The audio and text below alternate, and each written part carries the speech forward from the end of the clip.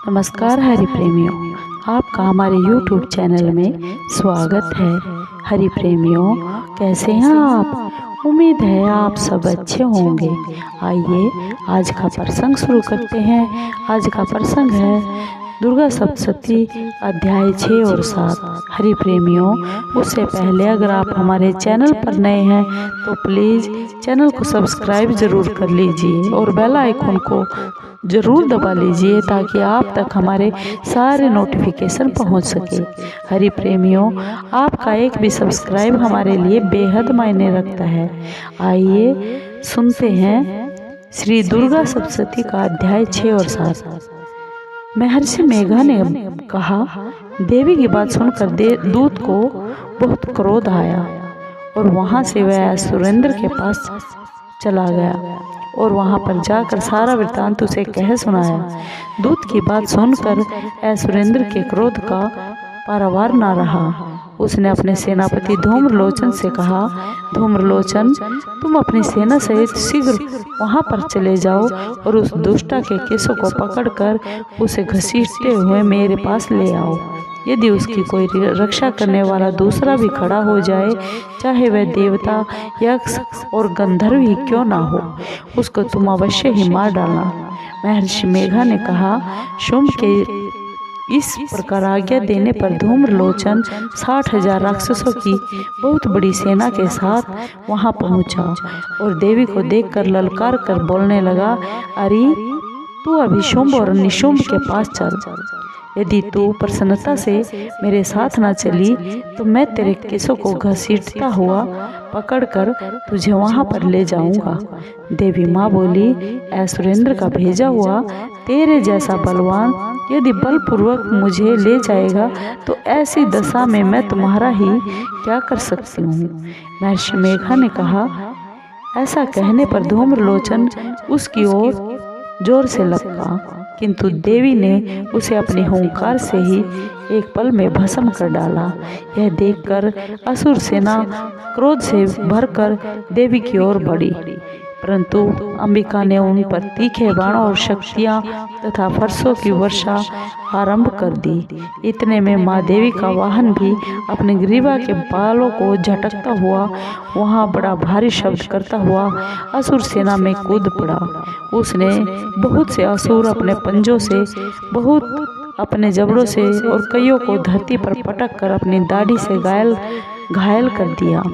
उसने कई असुरों के अपने नखों से पेट फाड़ डाले और कई राक्षसों का तो केवल थप्पड़ मारकर ही सिर धड़ से अलग कर दिया।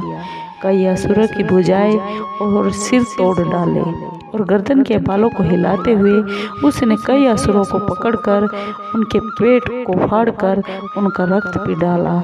इस प्रकार देवी के उस महाबलवान सिंह ने क्षण भर में असुर सेना को समाप्त कर दिया। शुंभ ने जब यह सुना कि देवी ने धूम्रलोचन असुर को मार डाला है, उसके सिंह ने सारी सेना का संहार भी कर डाला है, तब उसको बहुत क्रोध आया। उसने मारे क्रोध के होठ फड़फड़ाने लगे और उसने चंड और मूंड नामक महाअसुरों को आज्ञा दे दी कि हे चंड, हे मूंड, तुम अपने साथ एक बड़ी सेना लेकर वहां पर जाओ और उस देवी के बाल पकड़कर उसे घसीटते हुए बांधकर तुरंत मेरे पास ले आओ।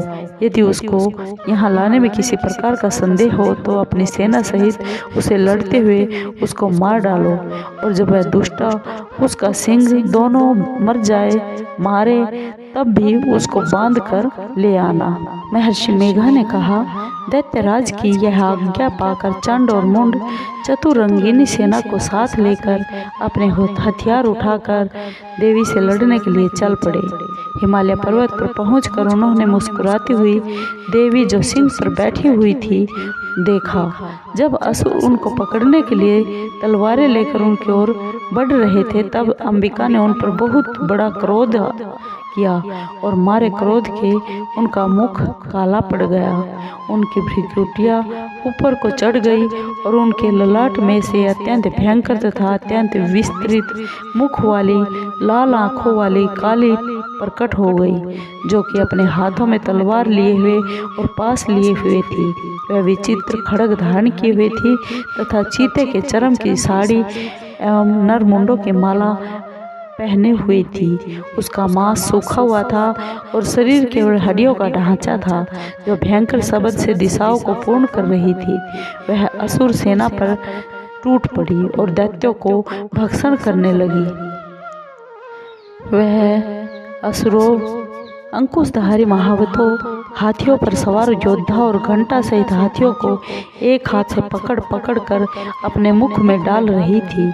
इसी प्रकार वह घोड़ों, सारथियों, रथों और रथों में बैठे हुए सैनिकों को भी मुंह में डालकर भयानक रूप से चबा रही थी। किसी के केस पकड़कर, किसी के पैरों से दबाकर, किसी की गर्दन पकड़कर और किसी दैत्य को छाती से मसलकर मार रही थी। वह दैत्य के छोड़े हुए बड़े बड़े अस्त्र शस्त्रों को मुंह में पकड़कर क्रोध में भर भर कर उनको दांतों से पीस रही थी। उसके बड़े बड़े असुर भक्षण कर डाले, कितनों को तो रोंद डाला और कितनी उसकी मार के मारे भाग भी गए। कितनों को उसने तलवार से मार डाला, कितनों को अपने दांतों से समाप्त कर दिया। इस प्रकार से माँ देवी ने क्षण भर में संपूर्ण दैत्य सेना को नष्ट कर दिया।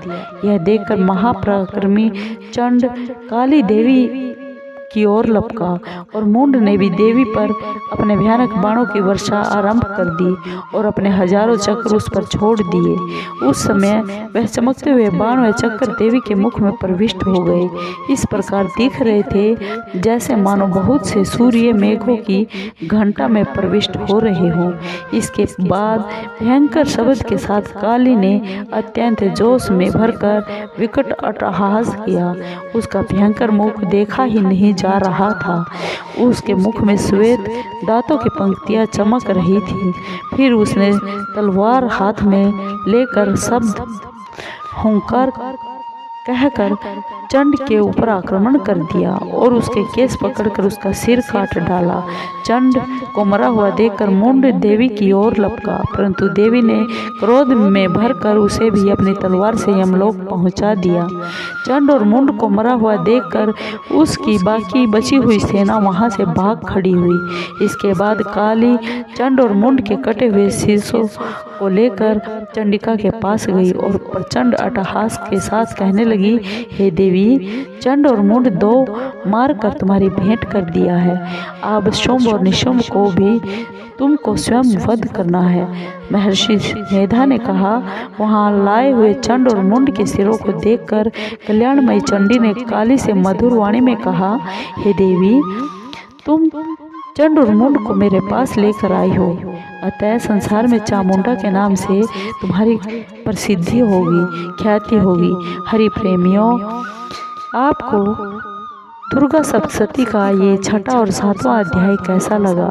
हरि प्रेमियों, अगर आपको अच्छा लगा हो तो प्लीज़ चैनल को सब्सक्राइब कीजिए, लाइक कीजिए और शेयर कीजिए, कमेंट ज़रूर कीजिए।